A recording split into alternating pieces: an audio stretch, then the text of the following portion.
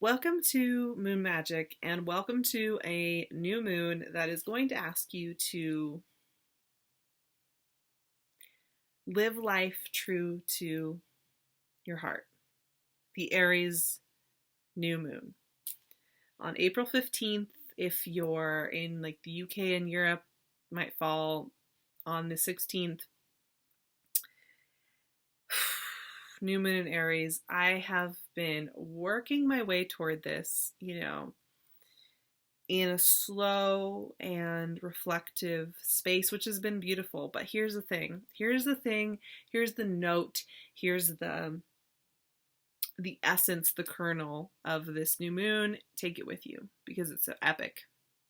And it's beautiful and it's exciting and it's fun. But here's the thing. You have to be true to yourself. You have to be true to what you are producing from your heart chakra. What electromagnetic fields are you producing from this heart chakra? What are you producing from there? Because here's the thing. We override that powerhouse here in our heart with worries about what our exes think, what our partners think, what our elders think, what society thinks, what advertising thinks. I mean, it goes so deep. We are wired to do what others expect of us. We are wired to seek approval in the culture the way it has developed over time. And it's hit a really deep place with that for a lot of us.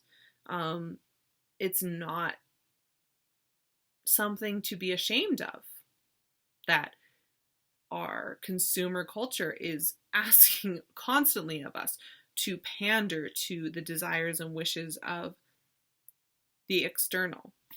But here's the beautiful thing about Aries and the beautiful thing about coming into a new moon in this energy. Aries is about the individual. It's about the individual striving for what the individual wants.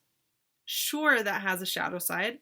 Every energy has a shadow side. However, I think in the pure innocence of Aries energy, when you're really following what your heart is telling you is true for you,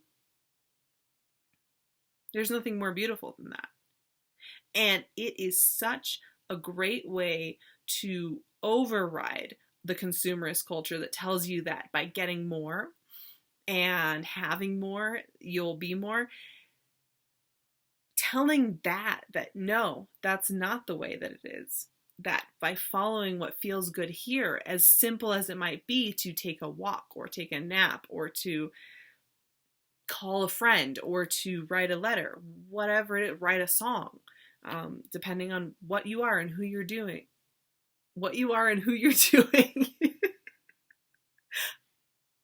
It's Mercury retrograde in Aries. Please forgive me. Who you are and what you're doing. I'm going to leave that in there. I'm not going to start this over because we are rolling with this. Oh my gosh, that's so funny. Welcome to Sarah Tarot. That's right. We're gonna live with this. Okay. So this new moon is beautiful for this. For living in what you are, who you are, what you're doing, who you're doing, what feels good, what is coming from this electromagnetic powerhouse that you have in your body. I mean, we have tools in our physical bodies, in our mental bodies, but also in our physical bodies that help us to experience lived physical reality. And this new moon is a really, really, really powerful center point for connecting with that.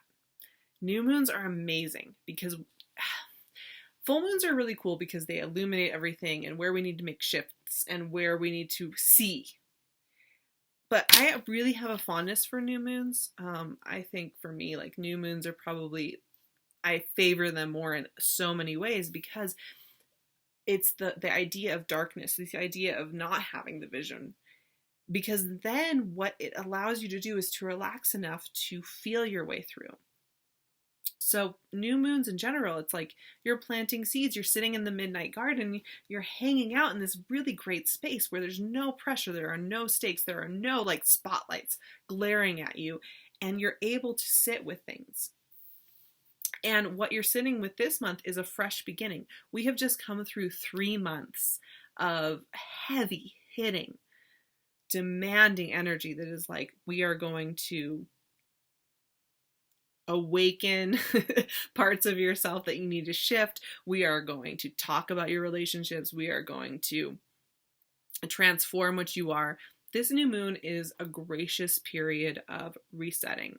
And there's a beautiful thing going on here, because we have the sun and moon at, I have to look at my notes, 26 degrees of Aries. Fantastic. Now here's the thing. Uranus is hanging out at 28 degrees of Aries. And that makes this new moon so epic. So Uranus is finishing up a stint in Aries that's been going on for a number of years, and we are about to head into Uranus in Taurus in May. And yet Uranus is hanging out here with the sun and the moon. And Uranus is this game changer. It's this magic, shifting, surprise energy that wants to shake you up. It wants to wake you up from the dream that is this physical manifestation. It wants to wake you up from that, remind you of the fact that we are constantly manifesting, that we're constantly practicing our presence in this world, and that things are not this stable, centered place, right? So the Uranus nearness, the closeness of Uranus to the sun and the moon is amplifying this sense of rebirth. I don't care if you're in the northern or the southern hemisphere. It doesn't matter. There is a sense that in this energy, we are being asked to fully step into our new iteration. Take that in for a second, because I guarantee you that no matter who you are or where you are in your life path, in what you want to bring from this electromagnetic field, the electromagnetic field that we create here in the heart chakra, in the heart organ, we have all this going on up here, which wants to impress somebody. This new moon isn't about impressing somebody. I know Aries is often associated with ego. Fire signs are often associated with ego. But here's the thing. No. We are finishing up a Mercury retrograde in Aries when this new moon happens. It's all happening at once. We have a new moon and Mercury is going direct. It's all happening at once. And we are finishing up the last few days of Aries season, heading into Taurus season. And that means that there's no time to do things out of fear or out of tradition necessarily, unless that's feeling authentic to you. This is time to be utterly truthful with yourself. Truthful with where you want to go next, right? So there's a number of aspects that are going on for this new moon. And I'm just going to talk about a couple of them here, because I feel like just the major impact of the moon itself is enough. But we do have a Venus and Jupiter in opposition during this new moon, which is really interesting. So Venus is at 19 degrees of Taurus and Jupiter is at 21 degrees of Scorpio. And so that's really interesting, because Venus is super happy in Taurus. Venus just loves it. Venus rules Taurus. And Venus is feeling good. Like, let's allow this abundance to come in. And Jupiter in Scorpio is a really interesting opposition, because Jupiter in Scorpio is a little uncomfortable. Jupiter is expansive, right? And it's expanding the spiritual, deep, heavy side of ourselves. So this is a good time to slow down. Like, think, just feel your way through things rather than thinking your way through things. We don't have a lot of air energy going on here, right? This is not an air new moon. So we are not in the intellectual mind. We are here, and we are in an energetic flow that goes through our core here, through our feet, and then extends out past here, and then goes back through our palms and back over our head and goes through. And this opposition is mirroring that energetic flow. So the Venus-Jupiter opposition, you're going to want to have all the answers, and yet this opposition is slowing that down. Everything about this new moon is about softness. It's about softening your stance.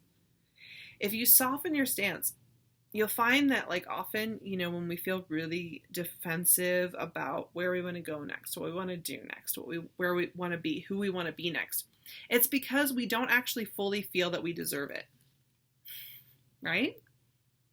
This new moon is like, okay, we're gonna get to the crux of this, and we're gonna make you slow down. We're gonna make you focus in, and then what we're gonna do is we are going to allow you to figure out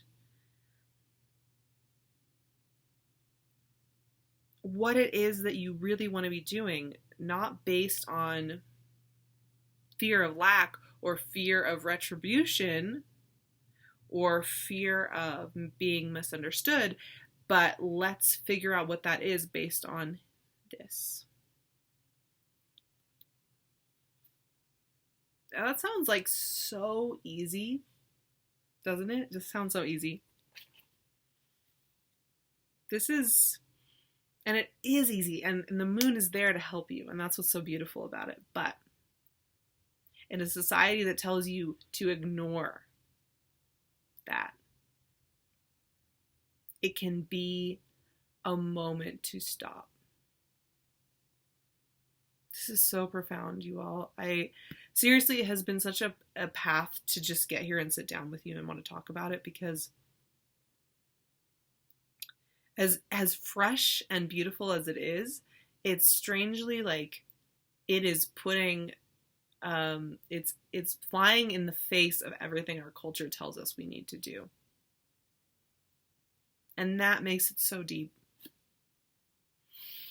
Okay, the other aspect that I want to look at, and I'm excited about this one, is the Venus trining Pluto. So Venus is 19 degrees of Taurus, as we were just talking about, and it is hanging with Pluto at 21 degrees of Capricorn. So this is a nice little trine. It's very symbiotic. It's very flowing. And this is, Pluto is very mysterious. It likes mystery. It likes intrigue. It likes the shadow side of stuff. And Venus is very romantic and buoyant. And they're each kind of in good placements for this, but there's like a sense of there being, so for some of you, this could be a time of new romance, new intrigue, new mystery, new questions popping up from the shadows. And it really is digging in the midnight garden. It really is hanging with your deepest desires and allowing yourself to have them. There is a magic here that is both bright and brilliant and deep and dark, and it's all happening at once. And I am pulling cards. The card that came up is the Eight of Swords. But what do I always say about this card? I have such a weird fondness for this card, because yes, it is about getting stuck in your head. But you know what this card is also about? Slowing you down enough to actually hear what is going on, what you really want, where you really want to make changes. Not what society wants, not what's easy and comfortable, staying at that job that looks good on paper for all those people in your life that you want to impress. No. This is why it's so uncomfortable. If your arms and your eyes are taken away, what are you left with? Man, that's powerful. Like, this moon is so great. It's all about renewal and rebirth, but you can only be reborn. Five of Swords, sorry. Five of Swords. Oh my gosh. Here's the thing that I'm getting already. I'm going to pull 5 cards for this because clearly we need it. It's Mercury retrograde while I'm filming this, obviously, because by the time we get to this new moon, Mercury is making its way to stationing direct, which is exciting. But here's the thing. 2 of Cups.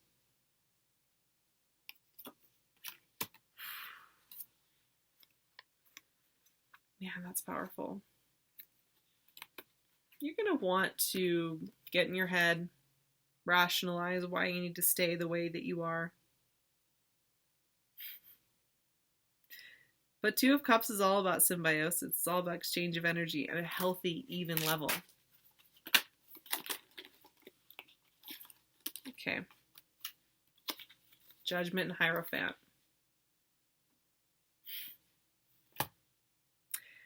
This speaks more than anything to what is about to come. Not before this new moon, but right after. Pluto's going retrograde about a week after this new moon. For a number of months. That's a Judgment card. Judgment is very deeply aligned with Pluto. And Uranus, which is hanging out with this new moon, is going into Taurus, which is very deeply tied with the Hierophant. Taurus and the Hierophant are linked. The insights are only just beginning. As always, we are constantly in process. It never stops. I know some of you have, left comments of, you're always talking about process. You're always talking about how it's a process. You're always talking about how it's a shift, it's change. Yeah, it is. I'm going to break the news to you, and a lot of you already know this, so it's just going to be repetitive, but there is no final destination. There is no perfect spot where you just sit and you're done. Ta-da! I have everything I want. Doesn't work like that. We're always in process. And I have to tell you right now, look at this. This new moon is the beginning of a rebirth. And yes, you will feel the rebirth. You will feel the truth. You will feel that sense of authenticity. But once you've got to stop worrying about what others think about you. You can't do it based on those other people. It's a flawed premise from the get-go. It's a flawed premise. It's a flawed premise. Anytime you base your choices in life on somebody else, it's flawed because they aren't you.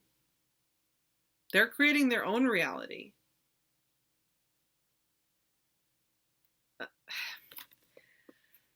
You're being asked to open your eyes to what you can't see yet. It's really good. What's next? You can't see it from here, though, and you're not supposed to see it. You guys, you're not supposed to see it yet. This isn't the time to see the next stage. It's just not. You just have to be willing to step into this territory. You have to be willing to engage with it. You have to be willing to accept that the universe is conspiring to give you what you want.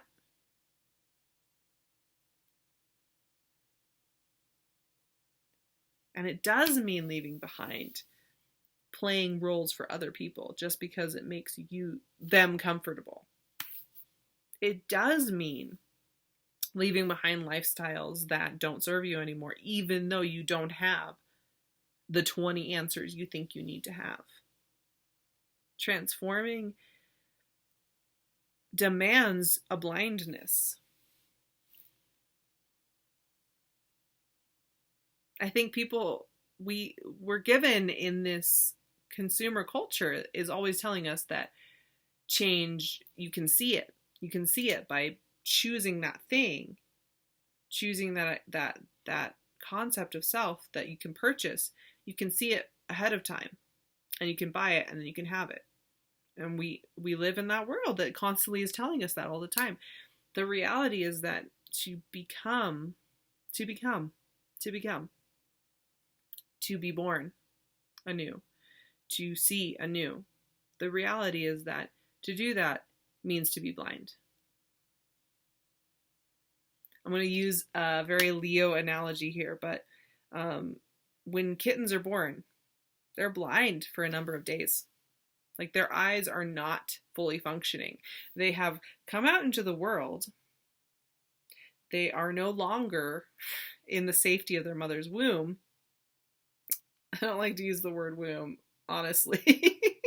But here's the thing. They're not in the safety of their mother's womb. They're at the mercy of the world around them, and they can't see completely.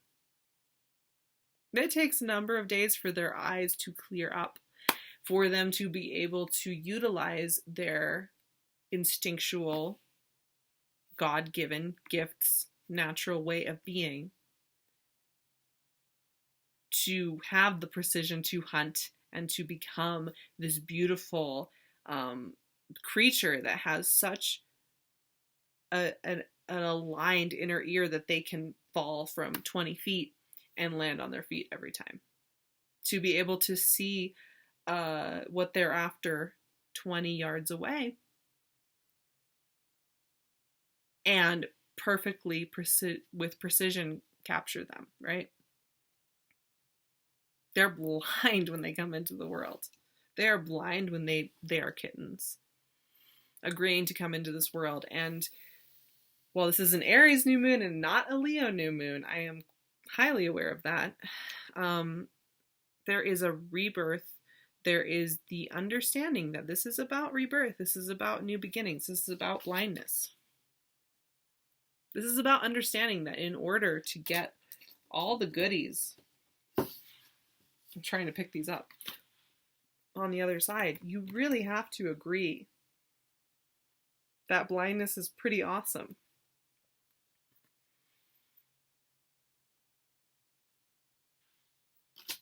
All right, I'm going to leave it at that.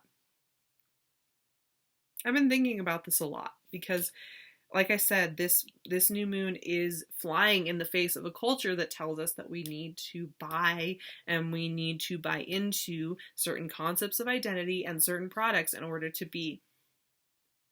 And I'm telling you that this new moon is saying that is not the case. You already have the answers here. Trust it. Trust is a huge word.